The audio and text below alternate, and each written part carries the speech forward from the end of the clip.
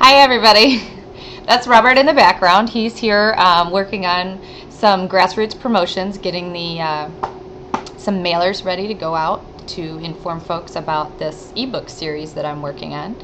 And so, but there was a discussion thread on Facebook over the past couple days about this Medicare reform. So I thought I'd go back to an old book. This is Lives of a Cell by Lewis Thomas. And just because he has this interesting section on the technology of medicine. So this isn't cutting edge. Let me look at 1974. Okay, so this is not like the newest statement on this stuff, but I think this book is so fun and I love it. So we'll just check back on that. All right, so the technology of medicine.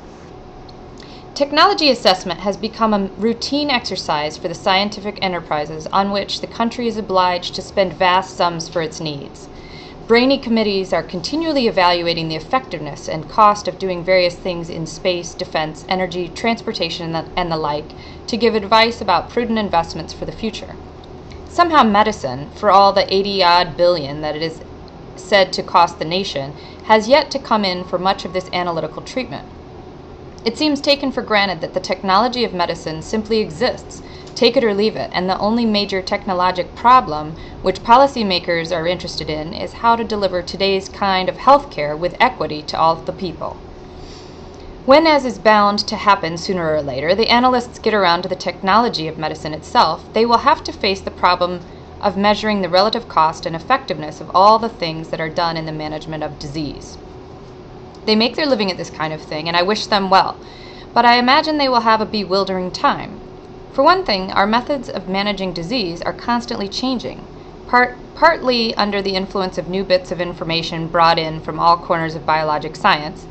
At the same time, a great many things are done that are not so closely related to science, some not related at all. In fact, there are three quite different levels of technology in medicine, so unlike each other as to seem altogether different undertakings. Practitioners of medicine and the analysts will be in trouble if they are not kept separate. First of all, there is a large body of what might be called termed non-technology, impossible to measure in terms of its capacity to alter either the natural course of disease or its eventual outcome.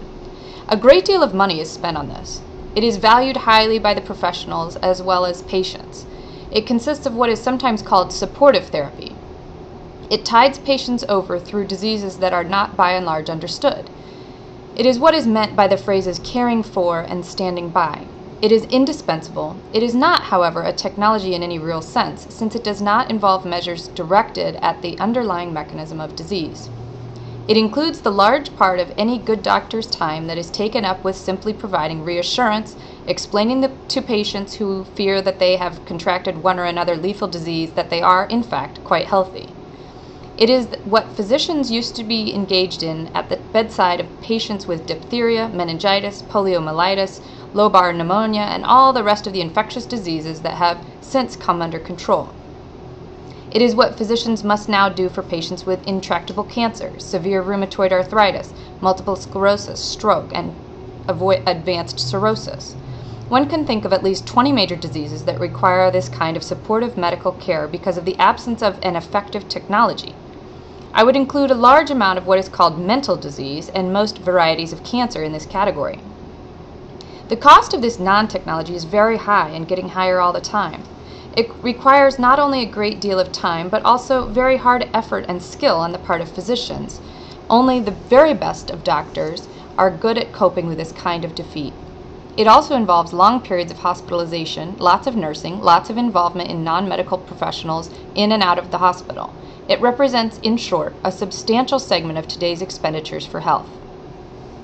At the next level up is a kind of technology best termed halfway technology. This represents the kind of things that must be done after the fact in efforts to compensate for the incapacitating effects of certain diseases whose course one is unable to do very much about. It is a technology designed to make up for a disease or to postpone death. The outstanding examples in recent years are the transplantations of hearts, kidneys, livers, and other organs, and the equally spectacular inventions of artificial organs. In the public mind, this kind of technology has come to seem like the equivalent of the high technologies of the physical sciences. The media tend to present each new procedure as though it represented a breakthrough and a therapeutic triumph instead of the makeshift that it really is. In fact, this level of technology is, by its nature, at the same time highly sophisticated and profoundly primitive. It is the kind of thing that one must continue to do until there is a genuine understanding of the mechanisms involved in the disease. In chronic glomerulonephritis, for example, a much clearer insight will be needed into the events leading to the destruction of glomeruli by the immunologic reactants that now appear to govern this disease before one will allow how to intervene intelligently to prevent the process or turn it around. But when this level of understanding has been reached, the technology of kidney transplant will not be much needed and should no longer pose the huge problems of logistics, cost, and ethics that it poses today. An extremely complex and costly technology for the management of coronary heart disease has evolved, involving specialized ambulances and hospital units, all kinds of electronic gadgetry, and whole platoons of new professional personnel to deal with the end results of coronary thrombosis. Almost everything offered today for the treatment of heart disease is at this level of technology, with the transplanted and artificial hearts as ultimate examples. When enough has been learned to know what really goes wrong in heart disease, one ought to be in a position to figure out ways to prevent or reverse the process, and when this happens, the current elaborate technology will probably be set to one side. Okay, let me skip down here. The third type of technology is the kind that is so effective that it seems to attract the least public notice. It has come to be taken for granted.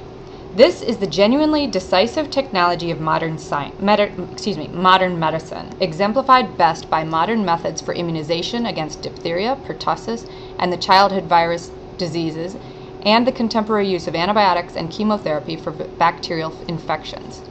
The capacity to deal effectively with syphilis and tuberculosis represents a milestone in human endeavor, even though full use of this potential has not yet been made. And there are, of course, other examples: the treatment of endocrinologic disorders with appropriate hormones, the prevention of hemolytic disease of the newborn, the treatment and prevention of various nutritional disorders, and perhaps just around the corner, management of Parkinsonism and sickle cell anemia.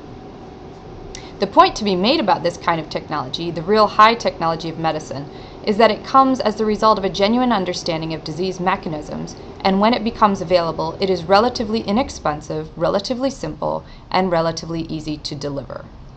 So, I know that's a long one for today, but hopefully it was helpful, and I definitely recommend reading The Lives of a Cell by Lewis Thomas, even though it was written in the 70s. So, you guys have a great day, and until next time, I hope you have happy reading.